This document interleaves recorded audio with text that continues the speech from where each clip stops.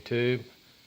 I was installing my new kicker 6.5-inch coaxial speakers into my 2017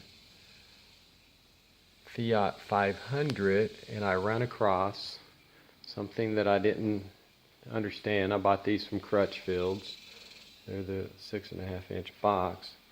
There's the speaker, and with it mounted in their box.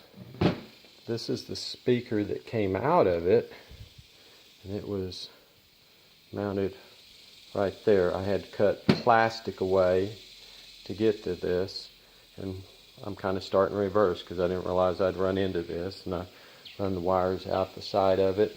There's a foam roll here. This thing fits in here nice and flush and plugs right into the factory wiring. So when I get to the other one out, I will show you what it looks like and how I modified this to work like this. And I think I'm really going to be happy with this.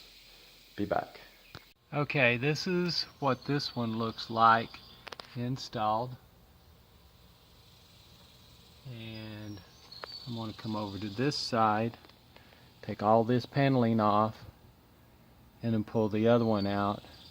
Then I'll show you how I modified the speaker box. I also ran a little test on it without porting it. I thought it was a little bass starved, a little air starved, so I just drilled about a 1-inch port into the bottom of it, and I think the bass is much better. So I'll be back with, because you can get these instructions how to pull this apart from Crutchfield's, and I'll pull the rest of it apart and I'll show you what the original speaker box looked like. Okay, this is with the speaker mounted in there and the power wire going to it, and this is what I ended up with when I finished the install on the other side. So I'm going to go back over here, I'm going to drill those rivets out, and then I'm going to modify that box, and I'll show you how I modify that box. Be back.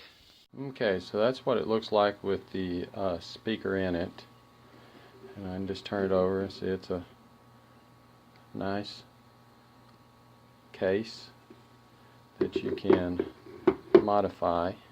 I'm going to take that speaker out, and then I'm going to show you what I do to modify it. You probably might be able to find something a little easier. This is just the tools I had.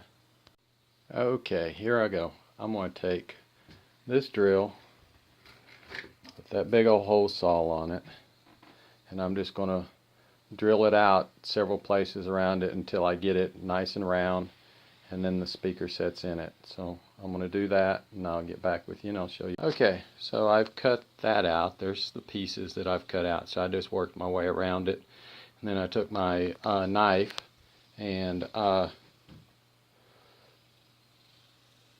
took it around that. Let's put that in there right there. That fits in there just perfect. It's got that nice foam roll around it. Oh yeah, so that it won't it'll fit snugly. I'm going to take this and put the port into the bottom of it. I ran air through it, and I thought that it needed a port to allow the speaker to breathe more, so I'm putting that into the side, into the bottom. I'll do that and I'll be back. Okay, there it is all wired up. I'm going to use the original plug. I just drilled a hole in the side of the box to run the wire out. I didn't want to run it out the port wire. Crutchfield provides these little clips that you can use on the car, and these screws. So you just slide the clips up, and then put your box up and run your screws in. So I'm going to do that now. I was going to show you how these clips just slide up over the holes where we're going to mount. And I'll just put the speaker up there and put the screws in, and I've already connected the power to it.